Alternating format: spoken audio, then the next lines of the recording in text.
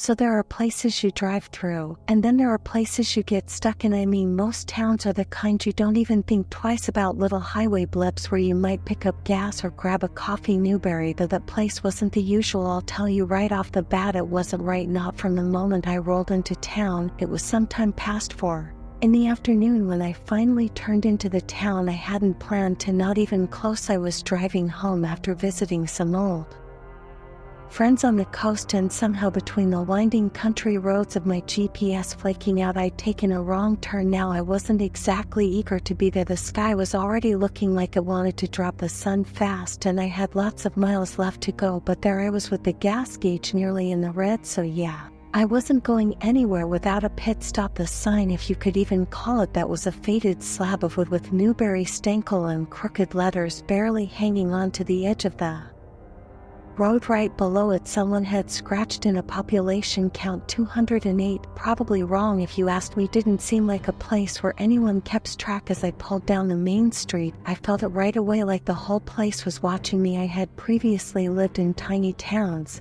but this one was different. It was so peaceful that it felt like you were entering someone else's dream. Sure, there were homes and shops down the street, but nothing moved. No cars, no people, no animals. The wind barely even blew. It was all just still. I slowed down near a dusty gas station with a faded sign above the door that read Evans Gas and Goods, and across the road a diner with an old-fashioned neon sign that just said eat. No other words, just that. Anyway, I figured I'd gas up, grab something to drink, maybe ask for directions, and get out of there as quickly as possible. As I got out of the car, the bell above the gas station door jingled, and a wee man in his 60s stepped out, wiping his hands on a rag. He had a face like weathered leather, a look that told you he'd been here a long, long time. His eyes met mine with that sort of look you get from someone who's tired of talking.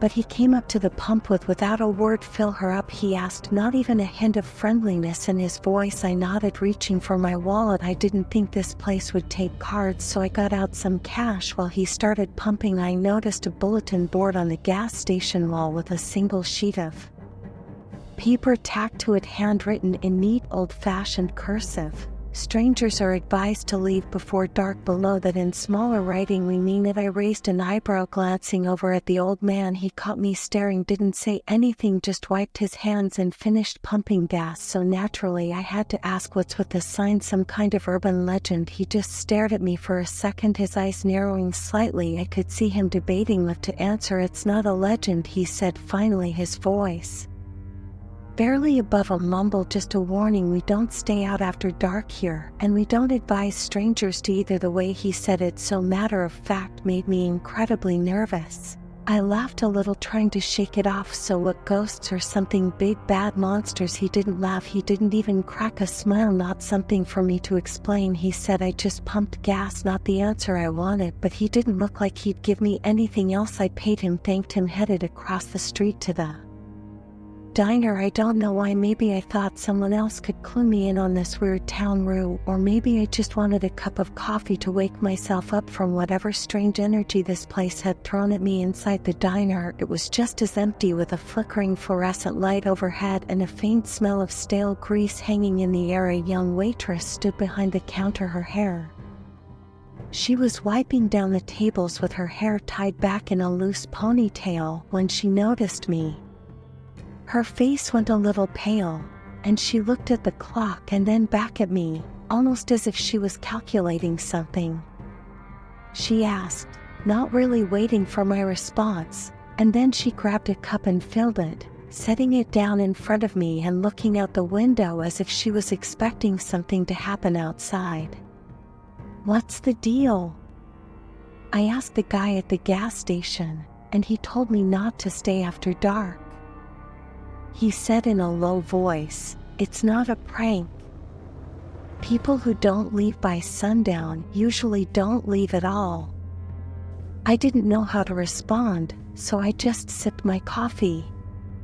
The sky was beginning to darken outside, casting long shadows down the street, and I noticed that the few buildings I had previously seen were now locked up tight, with windows shuttered and lights off. The entire place looked dead, she said, her voice breaking my thoughts as I flipped through the tattered newspaper that someone had left on the table, looking at the date it had been there for weeks. "Even though you're only visiting, you should absolutely go." She paused at almost 5, her eyes slightly enlarging as she peered out the window.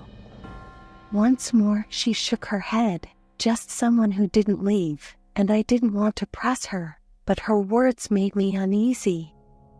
I followed her gaze and saw a man across the street standing there in the growing darkness. He wore an old coat, and his hat cast a shadow over his face, but even from a distance I could tell he wasn't looking at me, but rather at the sky. His face was turned up, as if he was waiting for something. As the sun had just set below the horizon and the streetlights had not yet been turned on, in fact, nothing in the entire town had any lights on anymore, I turned to look back and saw that the man was still standing motionless like a statue.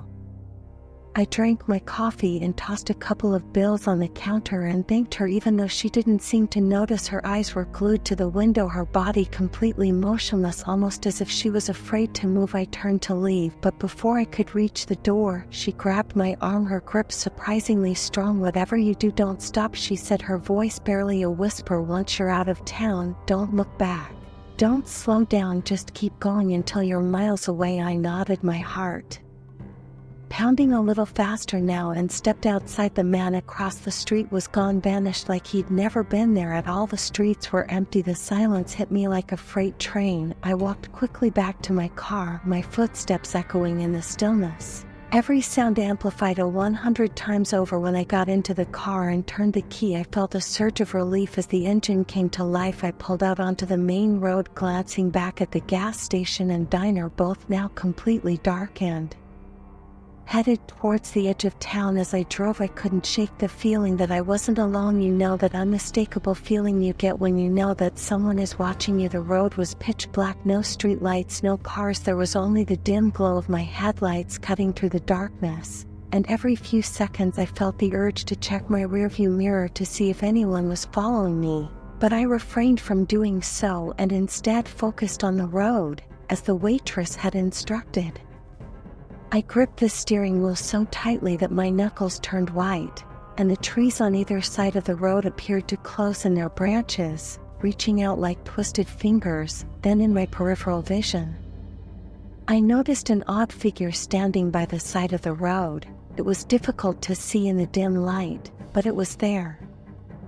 I resisted the impulse to slow down so I could get a better look, but I kept in mind her advice to not stop. So I put my foot down on the gas and accelerated as the figure behind me vanished into the distance. I had never experienced such a primal, gut-wrenching fear before, and my heart was suddenly racing and my pulse was beating in my ears.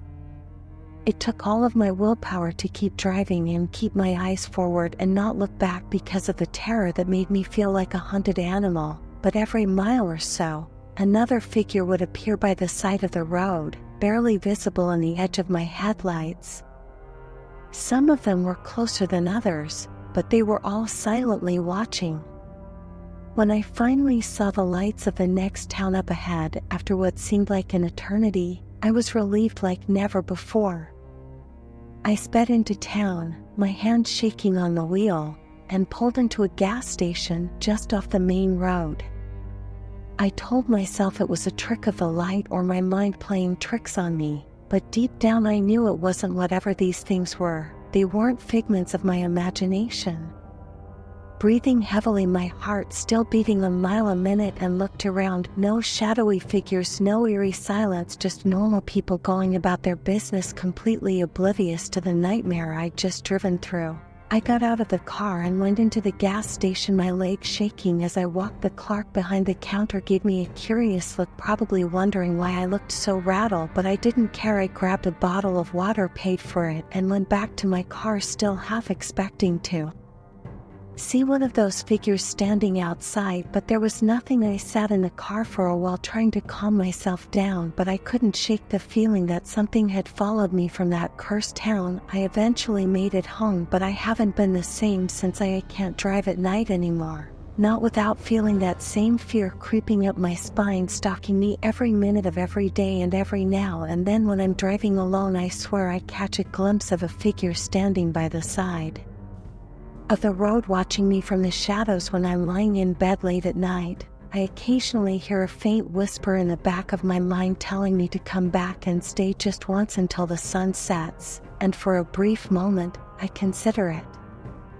I'm not sure what's going on in Newberry, but whatever it is, I'm never going back.